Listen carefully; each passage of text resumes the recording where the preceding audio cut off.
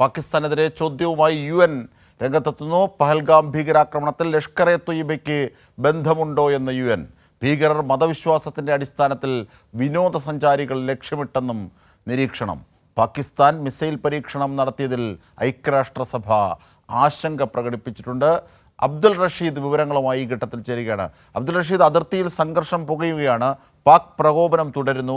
ഈ ഘട്ടത്തിലാണ് അന്താരാഷ്ട്ര സമൂഹം പോലും പാകിസ്ഥാനെതിരായി നീങ്ങുന്നു എന്നതിൻ്റെ സൂചന ഏറ്റവും കൂടുതൽ വന്നിരിക്കുന്നത്. ഐക്യരാഷ്ട്രസഭ UN ഇതാ ഇന്ത്യക്കൊപ്പം പാകിസ്ഥാനെതിരായി നിലപാട് സ്വീകരിക്കുന്നു, ഭീകരതയ്ക്കെതിരെ. അല്ലേ അബ്ദുൾ റഷീദ്? തീർച്ചയായും ലഷ്കർ എ തൊയ്ബയുടെ പങ്ക്, ലഷ്കർ എ തൊയ്ബയുടെ മുതിർന്ന നേതാക്കൾക്ക് പാക് പട്ടാളം ഒരുക്കിയ സൗകര്യങ്ങൾ, മാത്രമല്ല തസൂരി എന്ന ഭീകരന് ഇടത്താവളം ഒരുക്കിയ പാകിസ്ഥാൻ എന്ന പട്ടാളത്തിൻ്റെ ചെയ്തികൾ, ഇതൊക്കെ ഏറ്റവും പ്രധാനപ്പെട്ട വസ്തുതയായി ഈ ഘട്ടത്തിൽ നിൽക്കുകയാണ്. ഹാഫിസ് സയ്യിദ് എന്ന കൊടും ഭീകരൻ, ലോക അന്താരാഷ്ട്ര സമൂഹം ഭീകരനായി പ്രഖ്യാപിച്ച ഹാഫിസ് സയ്യിദ് എന്ന ലഷ്കർ എ തൊയ്ബയുടെ നേതാവ്, അയാളുടെ വീടിനും മറ്റുമൊക്കെ പാകിസ്ഥാൻ ഒരുക്കിയിട്ടുള്ള സുരക്ഷ, അത് സംബന്ധിച്ച് വലിയ ആശങ്കകൾ ഉയർന്നിരുന്നു. ഈ ഘട്ടത്തിലാണ് പാകിസ്ഥാനെതിരെ ചോദ്യങ്ങൾ UN ഐക്യരാഷ്ട്രസഭ ഉന്നയിക്കുന്നത്. പഹൽഗാം ആക്രമണത്തിൽ ലഷ്കർ എ തൊയ്ബയുടെ പങ്കെന്ത്? അങ്ങനെ ലഷ്കർ എ തൊയ്ബയുടെ പങ്കുണ്ടെങ്കിൽ ലഷ്കർ എ തൊയ്ബയുടെ നേതാക്കന്മാർക്ക് പാകിസ്ഥാൻ നൽകുന്ന പിന്തുണയെ സംബന്ധിച്ച് മറുപടി പറയേണ്ടതുണ്ട്. അപ്പോൾ ഇത്യാദി കാര്യങ്ങളാണ് UN ഇടപെട്ട് ചോദിക്കുന്നത്. എന്തായാലും അബ്ദുൾ റഷീദ് വിവരങ്ങളുമായി ചേരുകയാണ്. അബ്ദുൾ റഷീദ്, ഭീകരർ എത്തിയത് മതവിശ്വാസത്തിൻ്റെ അടിസ്ഥാനത്തിലാണ്. ലഷ്കർ എ തൊയ്ബയുടെ പങ്ക് അവിടെയുണ്ട്. പാകിസ്ഥാൻ ഉത്തരം പറയണം. യഥാർത്ഥത്തിൽ പാകിസ്ഥാന് വലിയ തിരിച്ചടിയാണ് അന്താരാഷ്ട്ര സമൂഹത്തിൽ നിന്ന് എത്തിയിരിക്കുന്നത്. UN നിലപാട് എന്തൊക്കെയാണ്?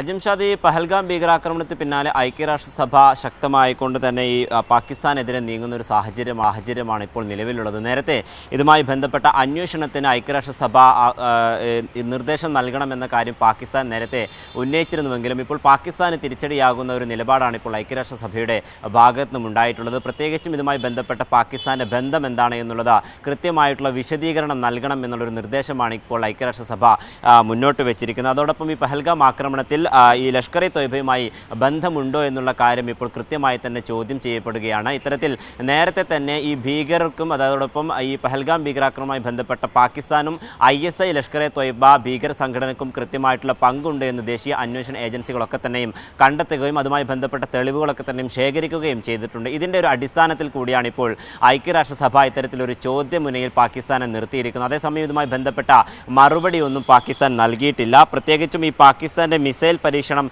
നടത്തുന്നതിൽ വലിയ ആശങ്ക പങ്കുവെക്കുകയും ചെയ്തിട്ടുണ്ട്. നേരത്തെ 450 കിലോമീറ്ററോളം ദൂരപരിധിയിൽ സഞ്ചരിക്കാവുന്ന ഭീമമായിട്ടുള്ള ഈ മിസൈൽ വിക്ഷേപണമൊക്കെ തന്നെ പാകിസ്ഥാൻ നേരത്തെ നടത്തുകയും ചെയ്തിരുന്നു. അതോടൊപ്പം വിവിധ അതിർത്തി പ്രദേശങ്ങളിൽ ഇന്ത്യൻ സൈന്യത്തിന് നേരെ വെടിയുതിർക്കുന്ന ഒരു സാഹചര്യം ഉണ്ടായിട്ടുണ്ട്. ഇത്തരത്തിൽ പ്രകോപനം തുടർന്നൊരു സാഹചര്യത്തിൽ കൂടിയാണ് ഇത്തരത്തിലുള്ള ഈ മിസൈൽ പരീക്ഷണം അടക്കമുള്ള കാര്യങ്ങളിൽ ഐക്യരാഷ്ട്രസഭ ഇപ്പോൾ ആശങ്ക പ്രകടിപ്പിച്ചിരിക്കുന്നത്. അതോടൊപ്പം ഭീകരർ എത്തിയിട്ടുള്ളതിൽ മർദ്ദാടിസ്ഥാനത്തിലുള്ള ആളുകളെ ആക്രമിക്കാൻ വേണ്ടിയാണ് എന്നുള്ള കാര്യത്തിൽ ഒരു വ്യക്തത പാകിസ്ഥാൻ വരുത്തണം എന്നുള്ള കാര്യം ഇപ്പോൾ UN അറിയിച്ചിരിക്കുകയാണ്. എന്തായാലും കഴിഞ്ഞ ദിവസമാണ് ഇത്തരത്തിലൊരു ഐക്യരാഷ്ട്രസഭയുടെ യോഗം ചേർന്നത്. നേരത്തെ തന്നെ ഇരു രാജ്യങ്ങളും, അതായത് ഇന്ത്യയും പാകിസ്ഥാനും ഈ വിഷയത്തിൽ കൃത്യമായി ഐക്യരാഷ്ട്രസഭ ഇടപെടണമെന്ന കാര്യം ഉയർത്തുകയും ചെയ്തിരുന്നു. എന്തായാലും ഇന്ത്യക്ക് ഒപ്പം ഭീകരാക്രമണത്തിനെതിരെ ചെറുത്തു നിൽക്കുന്ന നിലപാട് നേരത്തെ തന്നെ എടുക്കുമെന്ന് അന്റോണിയോ ഗുട്ടറസ് അടക്കമുള്ള ആളുകൾ വ്യക്തമാക്കുകയും ചെയ്തിരുന്നു. ഈ ഒരു പശ്ചാത്തലത്തിൽ തന്നെ